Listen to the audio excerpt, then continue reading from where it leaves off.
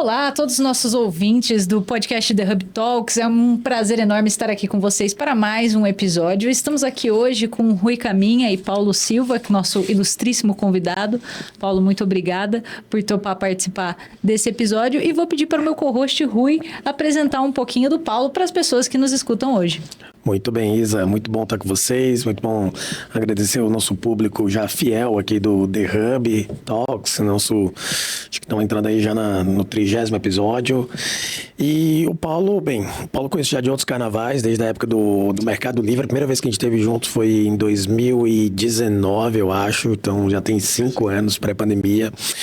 O Paulo, ele hoje é Senior Manager de Legal Operations da Deloitte, fundador do Clock Brasil, né, que até ano passado era CLOB, e hoje é o Clock Brasil, representa o Corporate Legal Operation Consortium aqui no nosso país.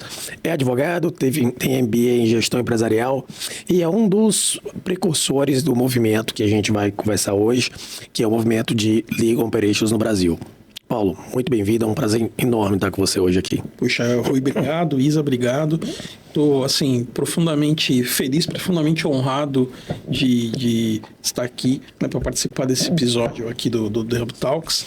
A gente fica muito contente quando a gente tem a oportunidade de falar com a comunidade, porque, por incrível que pareça, né, quando a gente fala sobre Legal Ops, todo mundo fala, puxa vida, Legal Ops é uma coisa que tá na onda, né? Tá todo mundo falando e tudo mais, mas a gente percebe ainda que nem todo mundo entende muito bem o que é o Legal Ops. E aqui a gente vai falar especificamente ainda de um outro aspecto também de Legal Ops que é relativamente novo aqui no Brasil, né? Então, quero agradecer a oportunidade de conversar com vocês e quero agradecer também a você que está nos ouvindo, que está nos vendo, pelo interesse nesse episódio. Espero poder conseguir aqui fazer esse episódio valer a pena. Não, mas Paulo, para já irromper com esse mistério, vamos colocar o tema no ar para as pessoas saberem do que a gente vai falar hoje. Nós vamos falar um pouquinho sobre Legal Ops as a Service. Eu queria saber primeiro um pouco, uma história meio ovo e a galinha, se foi por isso que você começou a se unir aí a galera do Clock Brasil, ou se você já tinha essa visão antes mesmo de todo esse movimento de Legal Operations começar a acontecer. Bem, vamos lá, Isa. Eu vou tentar fazer um breve resumo, porque falar sobre isso acaba resvalando um pouquinho e falar de como é que a minha carreira foi construída. Eu comecei a trabalhar, ainda relativamente jovem, no mercado financeiro.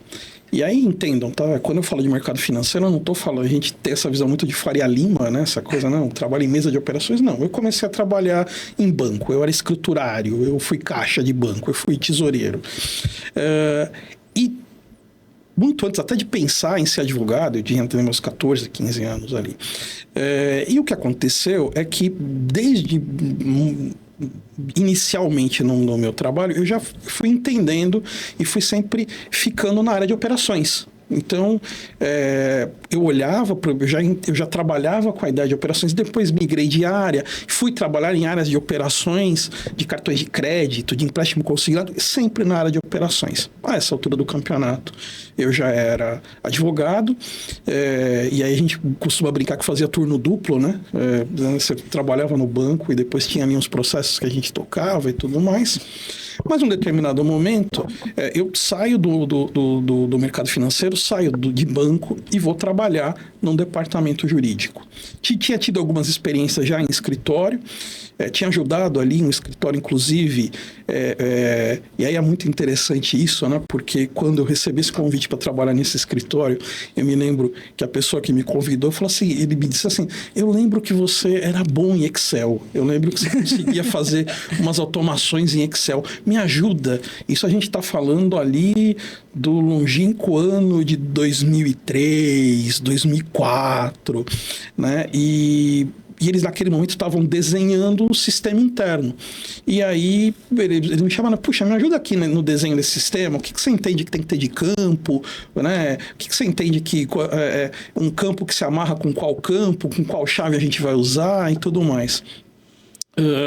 E aí, né, tinha tido essa passagem por esse escritório, mas continuei ainda trabalhando em banco durante muito tempo. E aí saí, deixei de trabalhar em banco e fui trabalhar no departamento jurídico de uma empresa de telecomunicações. E olha só que interessante, quando eu entrei nesse departamento jurídico, eu não entrei como advogado, eu entrei como analista financeiro. Né? O jurídico estava precisando de um analista financeiro. E aí uma coisa que me chamou a atenção logo de cara é como o departamento jurídico era carente de processo. Né? E aqui, para você para não confundir aqui quando a gente fala de processo, eu estou falando de processo de negócio, né? Processo judicial tinha muito. De fluxos, né? De fluxos, né? De workflows, né?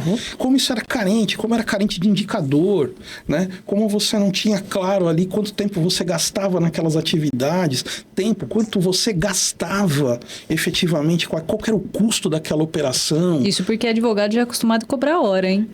Exato, né? Então, assim, me chamou muita atenção aquilo. E aí eu comecei a estudar,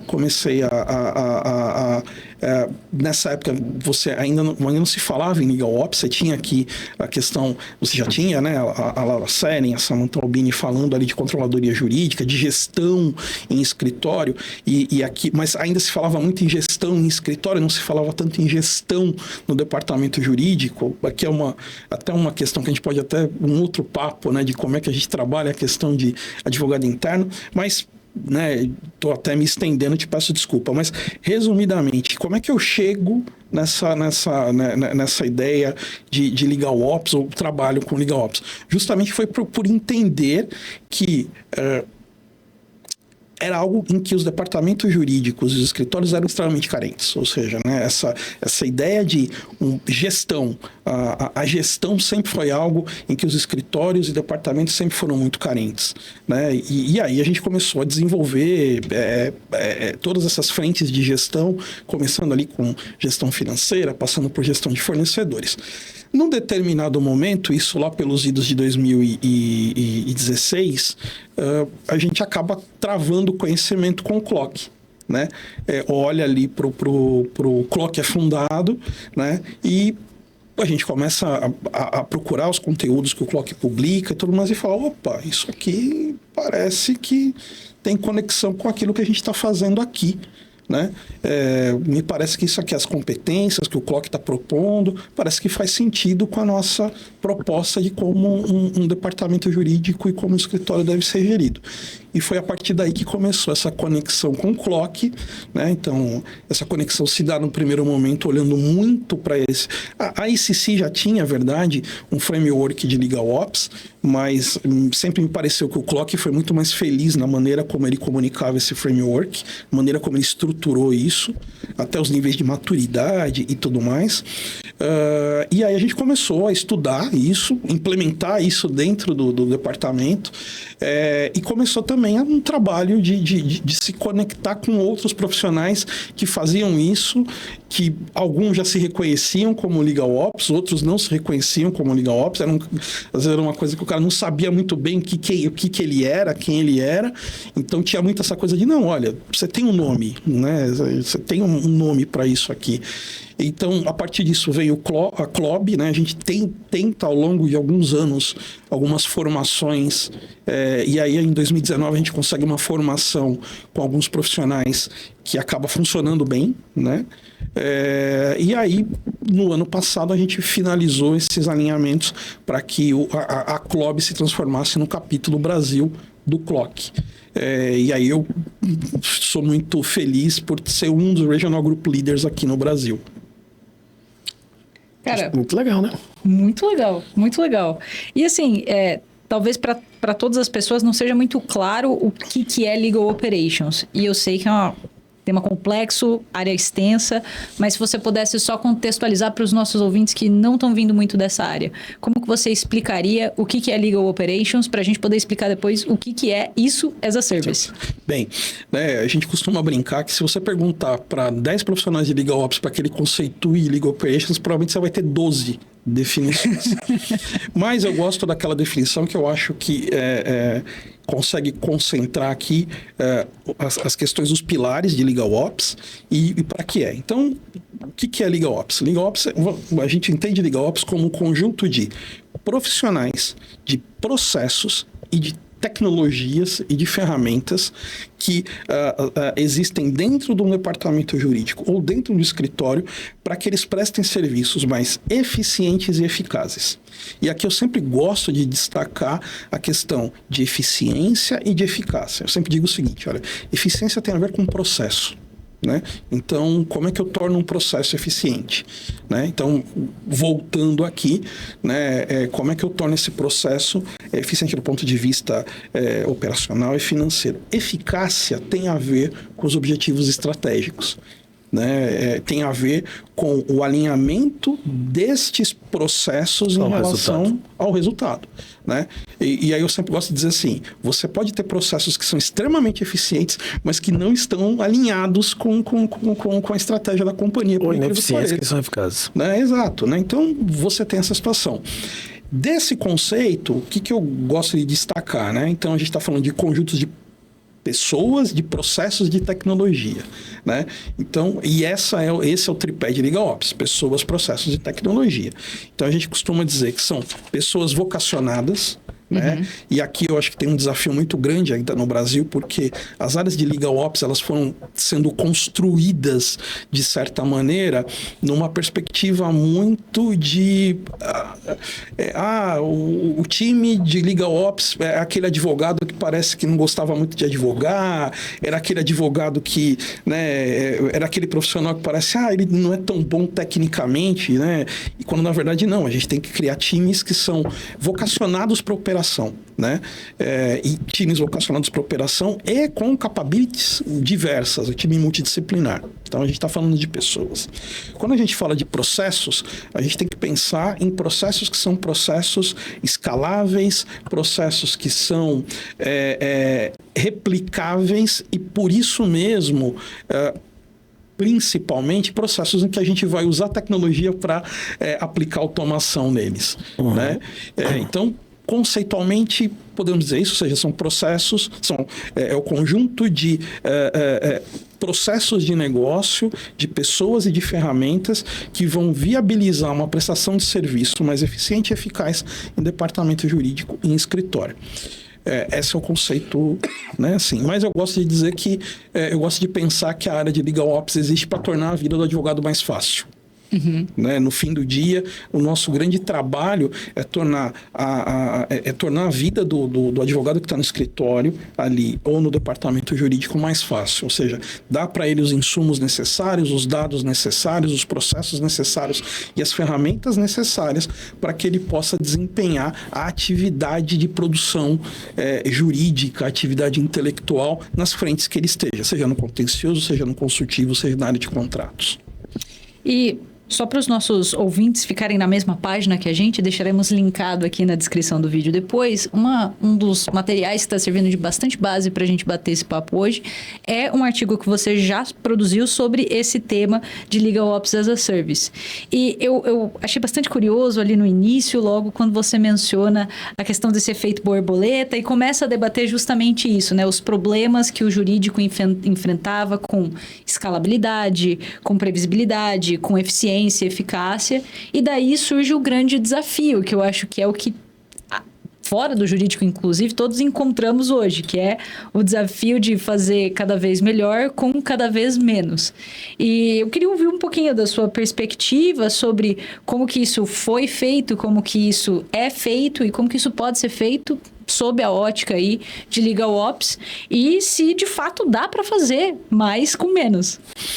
Eu costumo dizer que assim, né, quando a gente começa a falar em LegalOps, o primeiro movimento é fazer mais com menos. Né? Então, os movimentos de LegalOps ou a estruturação de LegalOps, ela sempre vem numa primeira perspectiva de redução de custo. Né? Então, eu vou gerenciar melhor o meu orçamento, eu vou gerenciar melhor os meus provedores. Por quê? Porque eu preciso melhorar o manejo aqui dos custos do jurídico. Né? Durante muito tempo, o jurídico foi visto como uma área, meio que um buraco negro, né? Ninguém sabia muito bem como gasta, por que gasta, com quem gasta, e isso foi mudando, né? Conforme as corporações foram exigindo mais governança. Né? Visões, né, de indicadores, eu sempre gosto de falar que hoje já não se justifica mais, por exemplo, na seleção de um provedor jurídico, aquele argumento final que é o notório saber jurídico. Por que você escolheu o escritório A ao invés do escritório B? Ah, não, por causa do notório saber jurídico. Tá, mas como é que você traduz isso em dados? Me demonstre este notório saber jurídico, né, de alguma maneira que eu consiga, né, tangibilizar isso melhor. Então, e aí acho que hoje a gente já caminhou, melhor dizendo, para uma situação que já não basta mais fazer mais com menos. Eu preciso fazer mais e melhor com menos, né? E aqui entra muito essa questão de tecnologia. E aí, quando a gente fala sobre, talvez já caminhando um pouco para essa questão do que é esse as a service, né?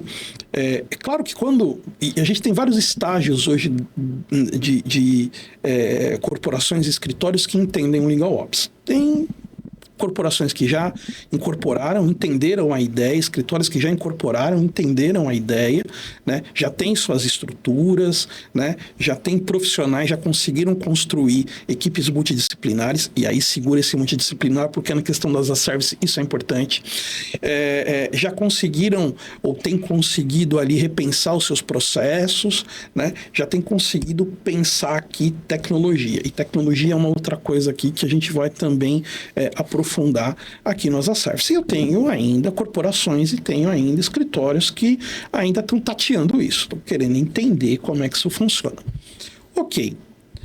Então, como eu brinco, né, no mundo fantástico ali dos nossos sonhos, eu teria uma equipe multidisciplinar dentro de um departamento jurídico, dentro de um escritório, que estaria ali constantemente revendo os meus processos, revendo meus indicadores, acompanhando isso e pensando a tecnologia e as ferramentas de maneira mais integrada e não numa perspectiva de TI, né? Eu falo, o pessoal de TI ajuda a gente? Claro que ajuda, né?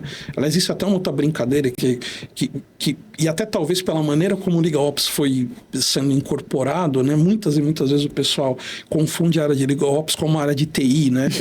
Eu já escutei isso, o pessoal falando assim, você é de LegalOps, você é o rapaz de TI do jurídico, né? Tipo, só falta o cara falar assim, eu venho aqui, meu laptop tá com problema, me ajuda aqui a consertar. E a gente dizer, não é isso, né? Minha perspectiva enquanto tecnologia entender qual que é mais aderente, qual que resolve mais. É muito mais gestão da tecnologia do que a tecnologia. A tecnologia, né? Entender quais ferramentas se integram aos processos e àquela equipe. Porque, e aqui eu preciso fazer um desagravo, por assim dizer, muitas vezes as empresas, as Lautechs, as Legaltechs, porque a gente é muito habituado a matar um mensageiro, né? Então, hoje, onde eu estou, na Deloitte, em que a gente tem esse trabalho de consultoria, é muito comum a gente escutar, não, porque a minha ferramenta, eu comprei esse sistema, mas não funciona. E aí, quando você vai entender, não é a ferramenta, é o processo que não está bem azeitado, né? É a cultura. É a cultura, é uma equipe que não é madura, né? Então, assim, muitas vezes você deu uma ferramenta poderosíssima pro cara utilizar, e em dados a gente vê muito isso, né? Excelentes ferramentas de dados, só que falta para o time conceitos básicos, muitas vezes até para o time de LegalOps, conceitos básicos de como fazer uso de dados, né? De como construir o seu banco, construir suas visões, e a gente vai lá e mata o mensageiro. Esse é um ponto que eu acho legal, porque assim, nesses últimos 8 anos de atuação na interseção entre direito, tecnologia e processos, por exemplo, a nossa empresa de tecnologia Juristec, ela nasce de uma área de LegalOps de um escritório que na época chama até hoje DAJ, Departamento Administrativo Jurídico. Não tinha um nome glamouroso ainda. Então tinha esse nome de repartição pública. Mas o DAJ, que tem um nome de estatal, ele cumpre o seu papel. Ele até hoje existe, tem uma sócia, foi a primeira sócia do escritório, foi uma sócia que veio dessa área, e era muito legal a história dela, inclusive ela já contou aqui essa história algumas vezes, a Neiva. Mas a gente nasce então de uma demanda de processo, né, de uma reorganização daquele departamento dessa área, vamos dizer, administrativa e jurídica, como o próprio nome quer dizer. com busca de aumentar a nossa eficiência e eficácia. E aí chegou um ponto que a reorganização dos fluxos chegaram no limite. Porque você pode reorganizar todos os fluxos dentro de uma...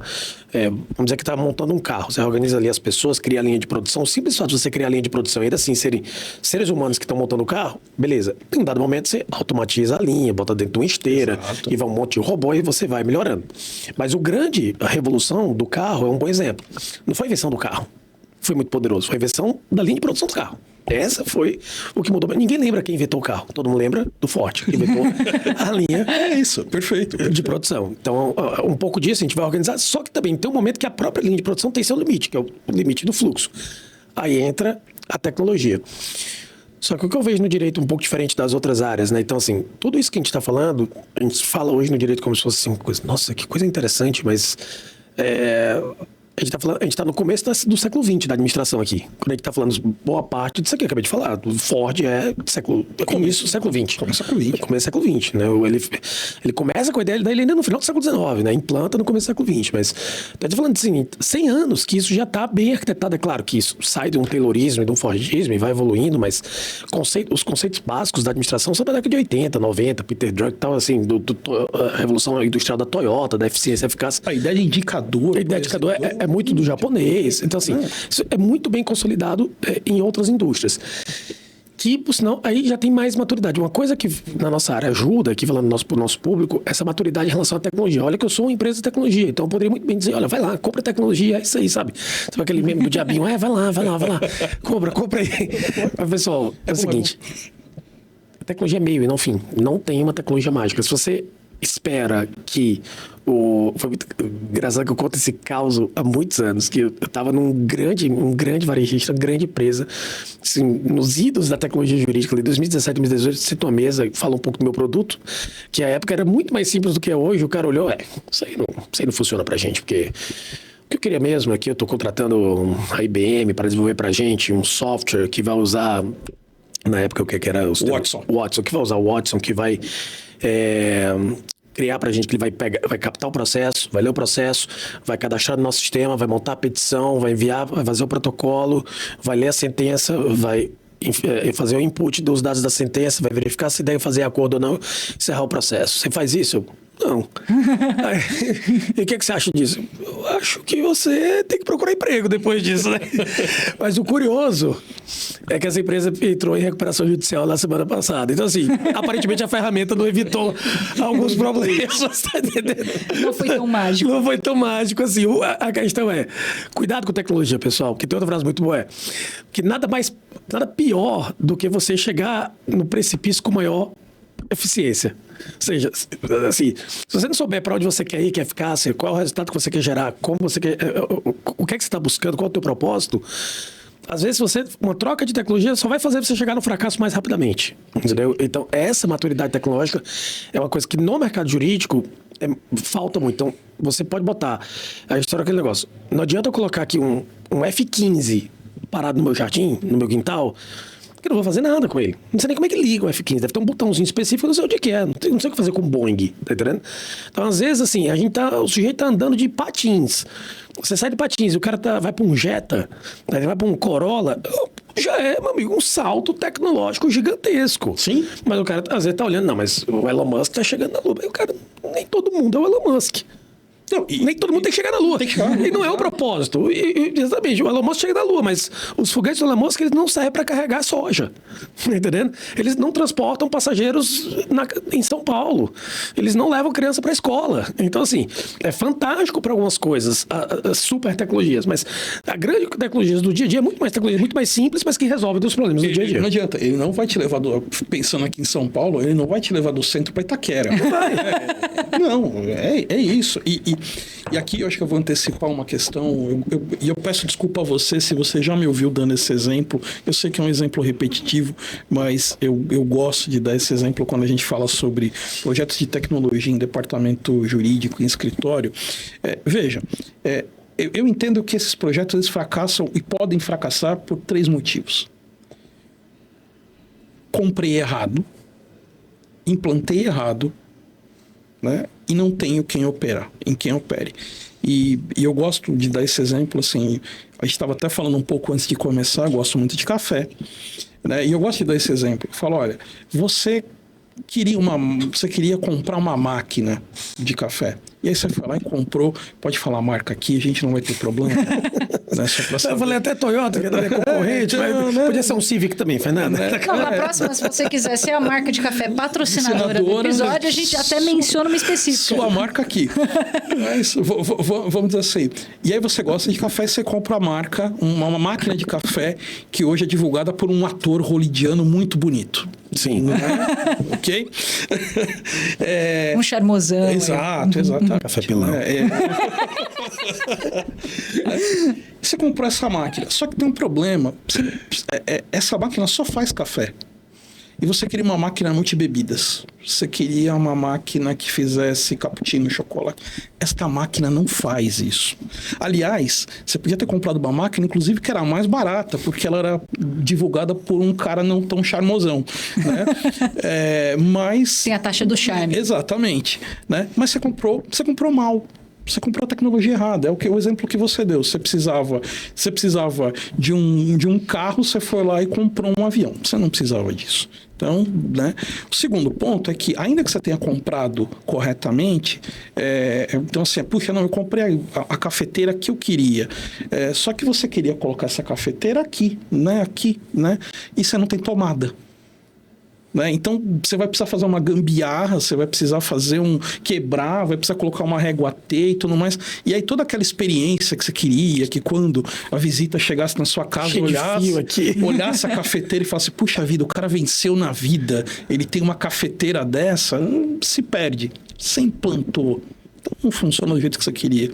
Mas eu costumo dizer que você pode ter comprado a cafeteira correta, colocado ela bonitinha, mas se eu não levantar da minha cadeira, ir lá, colocar o copo e apertar o botão, não tem café.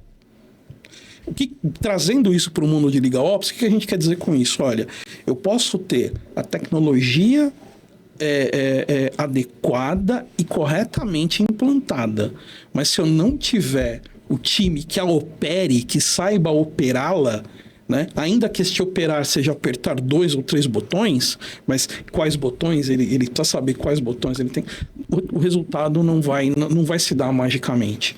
Né? Uhum. E aqui cabe aquela velha frase também no sentido de dizer, olha, pensando em processos, né?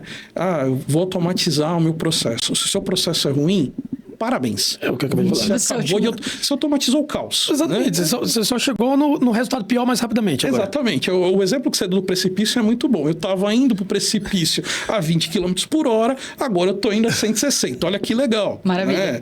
Então, assim, eu tenho aqui um trabalho de revisão. E aí, onde é que a gente conecta isso com a questão do as a service? E aqui eu vou trazer a minha experiência no corporativo, né? Claro, eu trabalhei com LigaOps antes de ir para a Deloitte, muito tempo no corporativo. O que acontece? Você tem algumas situações que são muito peculiares, né? Então, por exemplo, vamos falar de time multidisciplinar. Legal. Você coloca um time multidisciplinar no jurídico. E aí você traz um cientista de dados, você traz um analista de processos, você traz um analista, um analista de projetos, um gestor de projetos, né? Coloca todo esse pessoal nesse time, você traz um contador, um administrador, legal designer. Você monta aquele time. Tem um problema. Como é que você desenvolve depois a carreira desse cara dentro do departamento jurídico? Porque já tem um problema antes, né? Você não tem orçamento para contratar. Você não vai ter. Não, você falou bem. Eu tô partindo do pressuposto que você conseguiu convencer. Paulo já está no otimismo 3 vezes na sua frente. Que você conseguiu convencer todo mundo. E aí você tem um problema. A gente já vai chegar no problema que você falou. Só que tem um detalhe, tá, gente? Você pode ter um profissional, por exemplo, de dados. Hoje todo mundo quer ter um analista de dados, quer ter um cientista de dados na sua equipe. Se esse cara fizer o trabalho dele muito bem, talvez em um ano, e aqui eu estou sendo até otimista, mas um otimista ou pessimista, não sei, mas talvez em um ano esse cara coloque a tua casa em ordem.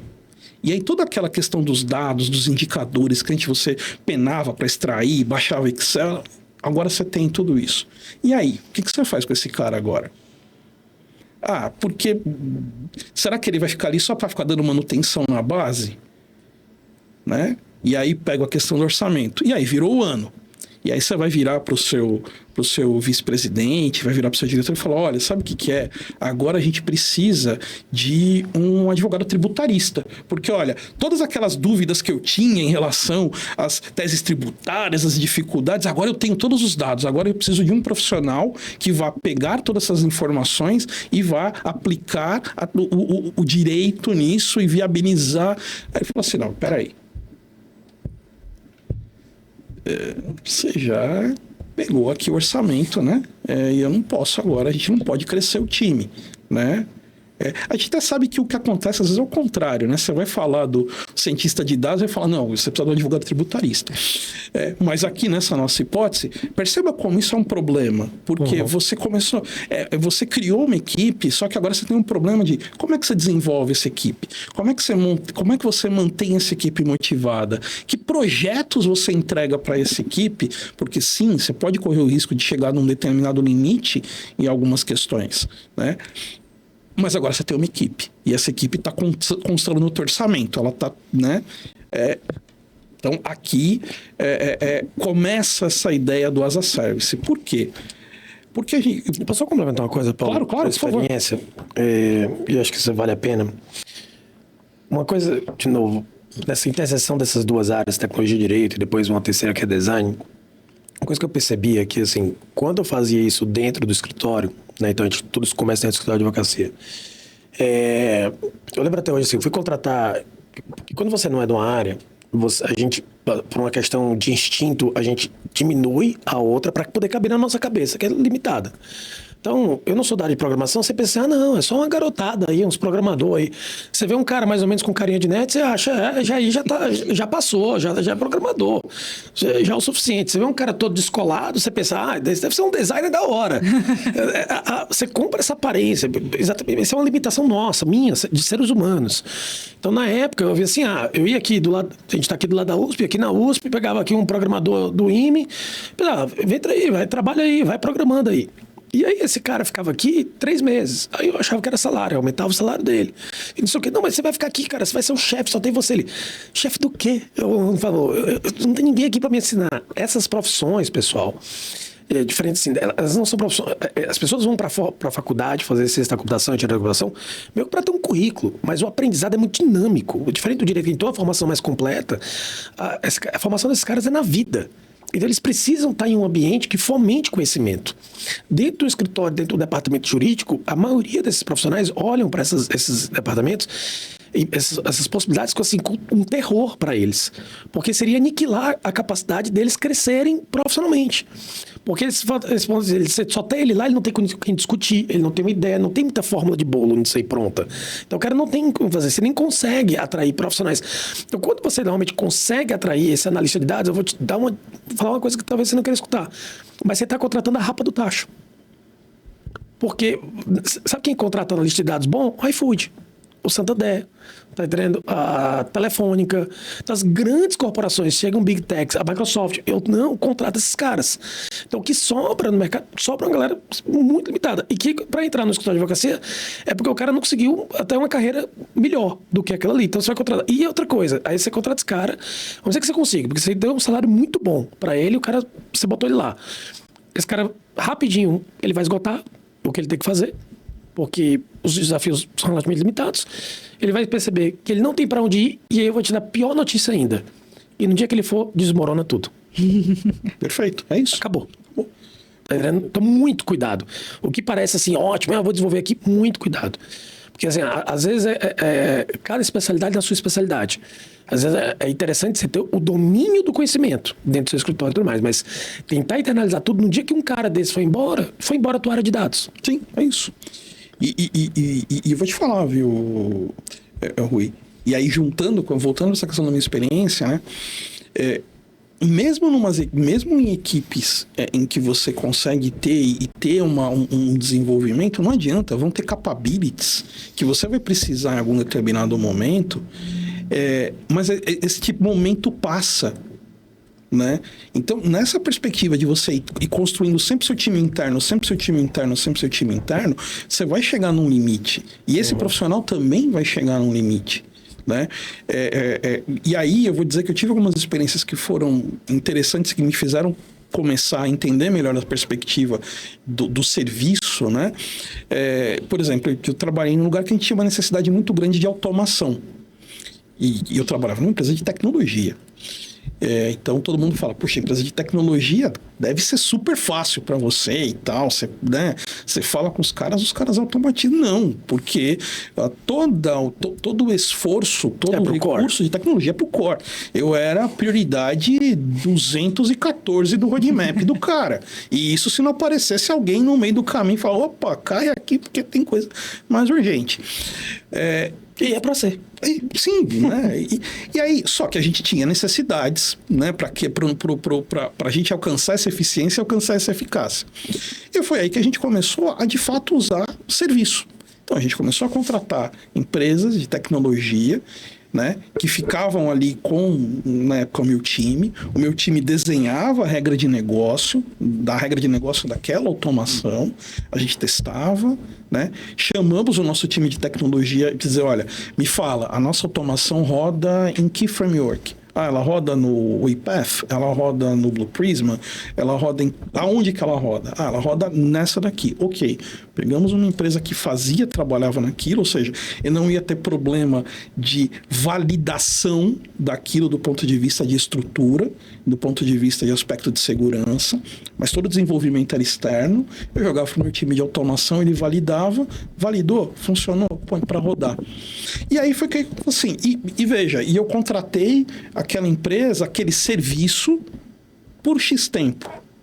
Eu não precisei manter uma estrutura dentro do nosso time, né? Ou seja, eu contratei aquilo como um serviço e se eventualmente ia precisar de alguma manutenção, eu já colocava isso dentro do contrato.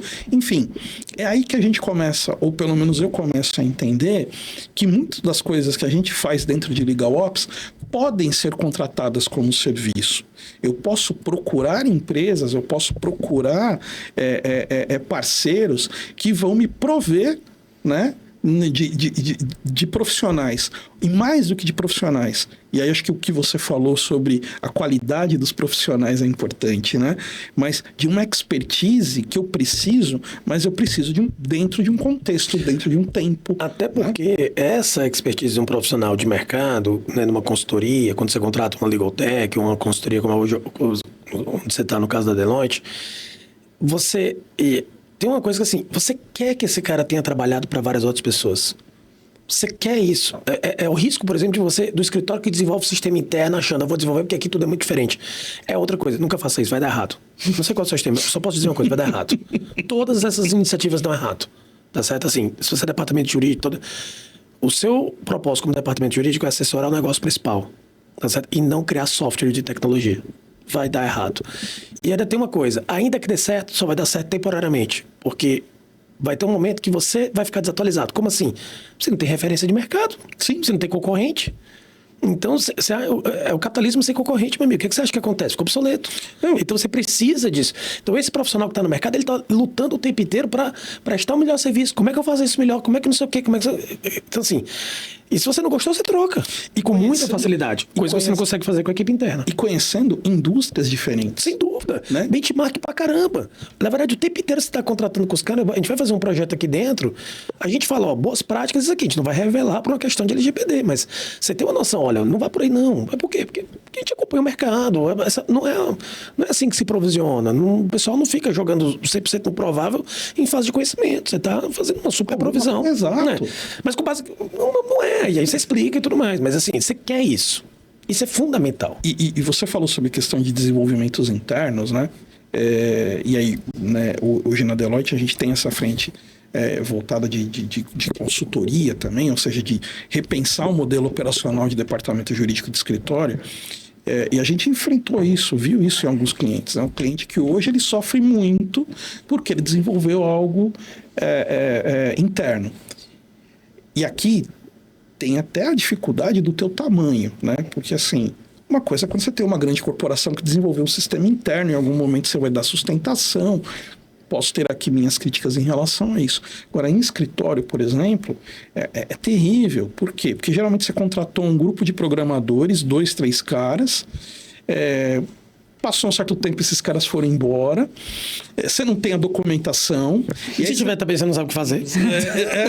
E aí você precisa fazer qualquer manutenção do sistema e ninguém sabe, e todo mundo tem medo, porque é que nem aquele jogo de Jenga, né? Que você fica assim, cara, que pecinha que... Se eu puxar esta peça, essa torre se sustenta...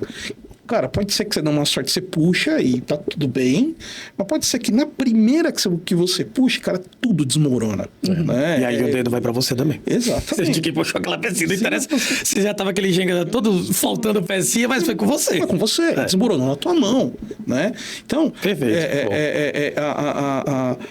Essa ideia, né? E aí, quando a Deloitte me chama para ir para lá, e aí já pensando nessa perspectiva de Legal Ops as a Service, eu acho que foi muito essa experiência, ou seja, a possibilidade de estruturar times de acordo com a necessidade e pelo tempo necessário, né? Times multidisciplinares pelo tempo necessário, pagando pelo tempo que eu uso esse time, né? E não mantendo isso. Trazendo, e eu gostei muito do que você falou, Rui, quando você fala sobre... e a gente fala muito de multidisciplinariedade do ponto de vista de capacitação técnica, né? Mas a gente acaba muitas vezes esquecendo que as tuas experiências, o background, por onde você passou, para quem você trabalhou, cara, isso é riquíssimo. Construção de repertório. Construção de repertório, isso é riquíssimo, né? E hoje eu fico bastante feliz até quando em alguns trabalhos que a gente é convocado lá, e às vezes eu gosto até de contar isso porque tem um caráter cômico, mas eu falo assim, puxa, que legal que eu tenho essa possibilidade. A gente estava num projeto outro dia em que a gente estava se apresentando ali, eu sou da frente A, eu sou da frente B, você é da frente C e tal, e aí tipo uma gerente, legal, eu sou da frente de estatística, e eu falei, puxa, que legal, frente de estatística, vamos precisar muito. E aí falou, você fez o quê? E ela falou, eu sou física. Aí eu falei, cara, qual a possibilidade que eu teria em outro contexto de ter num projeto parajurídico, né, de trabalhar com alguém que tem um background de física, de estatística no nível que ela tem, que com certeza vai muito para além do meu nível, né? Ou seja, qual a possibilidade, e aí trazendo isso para as empresas, ou seja, qual a possibilidade que você tem de internamente construir um time com essa diversidade de repertório, né? Contrata, usa como serviço, né? E hoje você tem, né, consultorias que conseguem te trazer isso. E aí na frente de Legal Techs e de Lautex, né, eu acho que também tem um benefício aqui que a gente vê, porque muitas vezes, para evitar aquela história de matar o mensageiro, né, o que a gente viu também lá na Deloitte? A gente viu que muitas empresas de tecnologia sofrem muito justamente por dessa falta de maturidade. Porque, óbvio, você tem que fazer o teu negócio virar. Se chega alguém que batendo na sua porta e fala, por favor, eu quero contratar todas as suas soluções. Não, desculpa, você não tá pronto. Você não, né? Eu brinco assim, a gente não... Eu não sei se isso é verdade, né? Mas tem aquela famosa lenda vamos falar, daquele famoso carro de luxo, um famoso carro de luxo tradicional, que não basta você querer comprar, a fábrica tem que saber se você pode comprar. Sim, né? Se você tem respaldo. Se você, né? A gente não quer deixar isso aqui, né? A gente não tá. Tem até um escritório norte-americano, me fugiu agora o nome, que o pessoal fala que o sucesso é quando você chegar naquele nível, que ele recusa cliente. Ele fala, não, com você eu não quero trabalhar. Não quero trabalhar com você. Mas a gente não chegou nesse nível. A gente não chegou nesse nível. Então, é óbvio que a gente vai tentar e falar, não, legal, as minhas soluções, vamos fazer. Só que essa equipe não tem o preparo para te ajudar na implantação, né? Muitas vezes ele acha que ele está comprando, e aqui eu vou denunciar a minha idade, né? Que o cara está comprando um videocassete, né? Que a gente ligava na tomada, colocava a fita e de alguma maneira, né? Fita também é outra coisa que não tem mais. Que aquilo acontecia, né? E não, quando a gente está falando né, pensando até nas soluções que vocês têm aqui, por mais que você já tenha feito um grande trabalho no sentido de facilitar algumas coisas, cara, tem um trabalho de dados, de estruturação, de visão e tudo mais, que demanda muito vocês, né? Ora, se eu tenho aqui alguém que consegue me facilitar esse meio de campo, isso funciona melhor, né? E muitas vezes o que a gente vê é que o pessoal, seja no escritório, seja no departamento, ele contrata, vira e fala, olha, agora é com você. Não, mas eu preciso falar com... Não, bicho, eu te contratei e agora você tem que resolver esse negócio para mim. Então, nesse sentido, a ideia também de ter um Legal Ops as a Service é justamente você também ter a possibilidade de contratar um serviço que também vai te auxiliar nessa frente de tecnologia. Uhum. Né? Que também vai te auxiliar na seleção de provedores. E que também vai te auxiliar no desenho dos processos, na implantação, na gestão da mudança. Você falou de cultura, né? Cara, soluções de transformação, né? Quando você começa um projeto, por exemplo, de transformação digital, eu costumo dizer, transformação digital é muito menos a solução, muito mais cultura. Né? Então, se você não muda essa cultura, você não vai ter sucesso nesse projeto. Então, hoje, nessa perspectiva de Legal Ops as a Service, né? Ou seja, de você poder contratar esse serviço de pessoas, de processos e de orquestração de tecnologia pelo tempo que você precisa e para o que você precisa, sempre respeitando ali os teus graus de maturidade, teus objetivos estratégicos, isso facilita e torna mais efetivo o resultado. A frustração nas implantações de projetos é menor. Né? Não sei se ficou claro, agora fiquei... Né? Eu acho que um exemplo que a gente pode passar para as pessoas, assim, primeiro, as a service é como serviço, isso nasce, né, do SaaS, do Software as a Service. A gente, talvez para quem não é da área, assim, mas quase tudo que nós contratamos hoje, pessoal, é um as a service, certo? A gente, por exemplo, Netflix é um software de streaming as a service. Você não está comprando ali os vídeos da Netflix, você não coloca no bolso, não fica com você, não é um DVD que você tem a coleção, nem nada. Algumas plataformas, o Amazon, acho que a Apple, você pode até comprar aquela mídia e guardar. Mas mesmo assim, você compra, você não pode depois sair distribuindo e revender. É uma compra meio limitada. Você tem um arquivo só para você reproduzir para você mesmo mais algumas vezes. Mas o ponto é, esse conceito, que é o capitalismo do século XXI, ele reinventou esse ownership, essa propriedade das coisas. Ele passou a ter uma lógica seguinte: quando você é dono de uma coisa, só você naquele momento, você tem um limite que só um pode ser dono, né? Então, quando você faz... Então, você tinha que...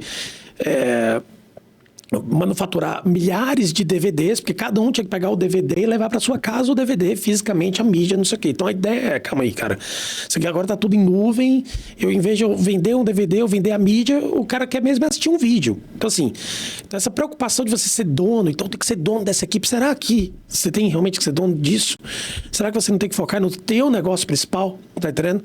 Então, esse formato de serviços, nesse modelo, então permitiu a assinatura de carro, permitiu você ir no Airbnb, permitiu você pegar um Uber, permitiu um monte de outros negócios. Então, assim, isso já está incrustado na nossa vida. Na verdade, boa parte do que a gente consome hoje, né, de produtos e serviços, já é um as a service. E eu dou até um exemplo que eu acho que é até anterior, mas que foi disruptivo, né?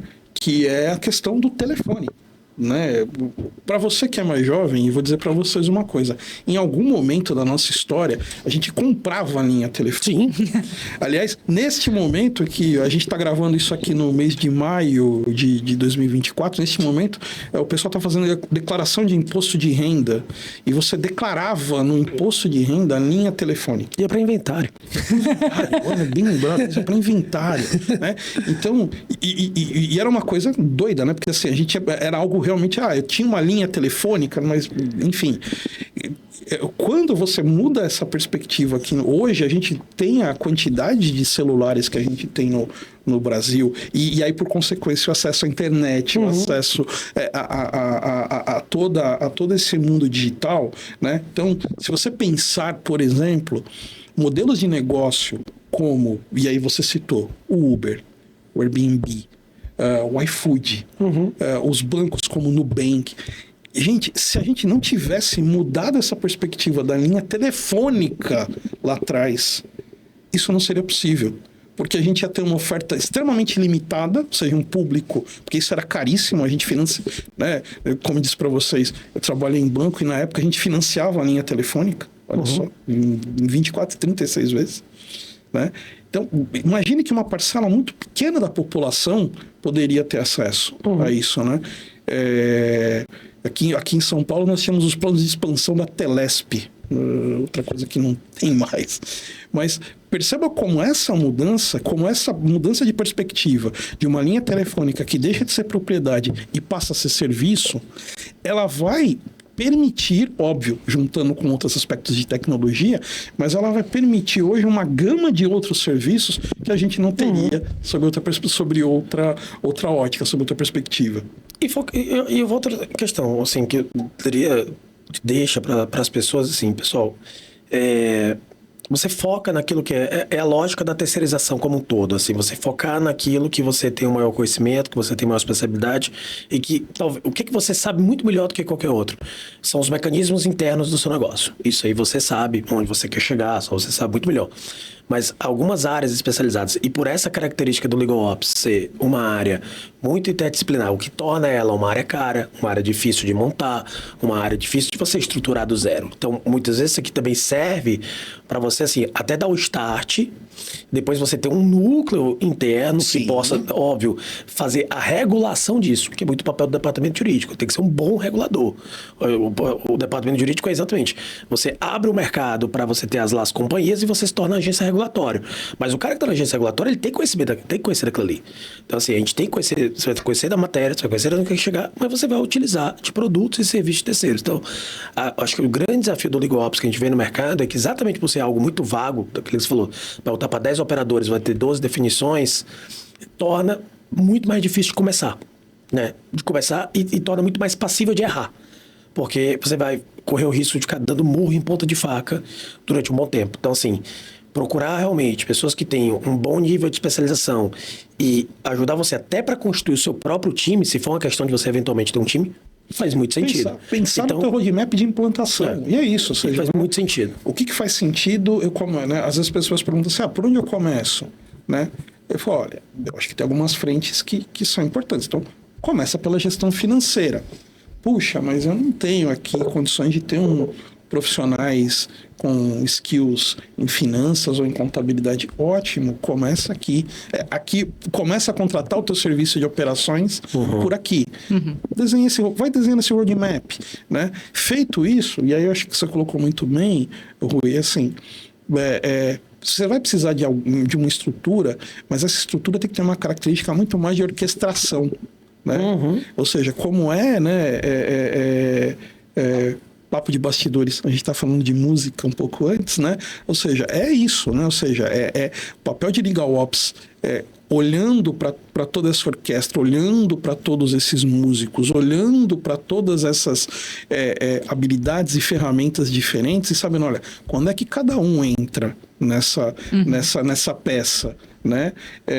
E aí este papel do maestro, do orquestrador, aí sim, ele que vai... É seu. E aí é ele que vai dizer, olha, agora eu preciso que entre metais. Então, agora eu vou contratar o serviço, né, com foco em finanças. Agora eu vou contratar o serviço com foco em projetos. Agora eu vou contratar aqui tecnologia para isso. E esse talvez seja o grande papel que a gente vai ter dos profissionais aqui já pensando numa carreira de head para Legal Ops. Ou seja, ter a estabilidade de orquestração. Sim, e ser o grande guardião, e escrever essas regras, escrever no sentido assim de qual é a governança que a gente vai operar, exato. Quais são os protocolos que nós vamos atender. Eu quero um saneamento de base. Legal. Qual é o teu modelo de pasta ideal? De pasta? Não tem. Então, você não vai sanear nunca. Você não sabe qual é o padrão do limpo e do sujo, então você não tem como entregar. Eu preciso do padrão, tá entendendo? Eu não sei o que é, então nunca vai estar saneado. Então, assim, essas regras têm que ser documentadas, que vai ser o guardião desses protocolos e tudo mais. Isa, eu tô vendo aqui o nosso horário, nos ajuda a começar a conduzir para o fim. Eu fiquei um tempão pensando, Paulo, nessa sua analogia da orquestração, porque eu acho que ela é profundamente válida, especialmente quando a gente pensa nessa perspectiva de Legal Ops. E só para a gente terminar esse episódio aqui, talvez num clima um pouco mais poético, a gente pensou um pouco aqui nossa, a gente já veio do mundo da propriedade, né? De se eu queria ouvir uma música, eu tinha que ir lá comprar o CD, mas se a gente voltar um pouquinho mais para ouvir uma música, eu tinha que contratar a orquestra inteira. Então, assim, hoje você não precisa mais contratar a orquestra inteira. Você pode, estamos aqui na cidade de São Paulo, você pode se deliciar ali ouvindo a OZESP na Sala São Paulo, que vai ser uma experiência incrível. E talvez na sua empresa você tenha a Sala São Paulo. O que te falta é a OZESP. E você tem agora a possibilidade de fazer essas contratações. E aí eu acho que o que fica de desafio para as pessoas, principalmente nas empresas que talvez já desenvolveram suas próprias tecnologias, já começaram alguns sistemas de implementação, mas estão ali talvez se encaminhando aceleradamente para o precipício, é sair um pouco desse viés de investimento do, poxa, mas agora eu já coloquei todo o meu dinheiro nisso aqui, né? E não está funcionando, está patinando, o que eu faço? Sai dessa, né? Não continua acelerando em direção ao fim. Temos aí novas perspectivas de opções e vamos deixar aqui de novo o artigo do Paulo linkado na descrição do vídeo para que todo mundo possa ler ele com mais detalhes depois. E, Paulo, eu te agradeço muito por ter participado desse episódio com a gente. Um episódio maravilhoso, enriquecedor demais. Rui também, muito obrigada por todos os seus insights. E, pessoal, fiquem convidados a assistir os nossos próximos, ou ouvir os nossos próximos episódios, toda a quinta-feira aqui no The Hub Talks. Paulo, palavras finais? Eu acho que é só, primeiro, agradecer a vocês, agradecer pela acolhida, né, pela gentileza, pelo papo extremamente gentil que a gente teve aqui. Então, muito obrigado ao espaço aqui que vocês abriram. Quero te agradecer, você que está aí, que ouviu, que passou. Eu costumo dizer nas minhas falas que não existe um recurso hoje mais valioso que o tempo. Então, se você está investindo o teu tempo, você precisa investir o teu tempo em algo que seja de qualidade. Eu sinceramente espero que o que a gente tenha comentado, conversado, falado aqui tenha sido de qualidade, para o teu tempo ter valido a pena. Espero sinceramente sinceramente e humildemente que a experiência que eu trago aqui para você e para essa discussão tenha sido de qualidade para fazer valer o teu tempo. No mais, então quero te agradecer você aí que está nos ouvindo, nos vendo do outro lado, e fica aqui, né, me procurem nas redes sociais. Eu adoro falar sobre o tema, né, deu para perceber. E acredito que é só realmente, né, sigam as redes sociais do Clock Brasil, né, nos acompanhem ali e tudo mais, e participem na construção disso, né? Eu acho que esse é um momento, a gente está vivendo um momento muito bom. Pouquíssimas vezes a gente tem a possibilidade de participar da construção de algo. Quando a gente está falando de Legal Ops no Brasil, a gente está num momento em que é possível construir. Né? Então, participe disso. Se você tem vocação para operação, né, participa disso, participa da construção desse momento. E é isso. Perfeito, então. Não podia terminar melhor. Muito obrigada. Bom. E até a próxima. Até a próxima. Tchau.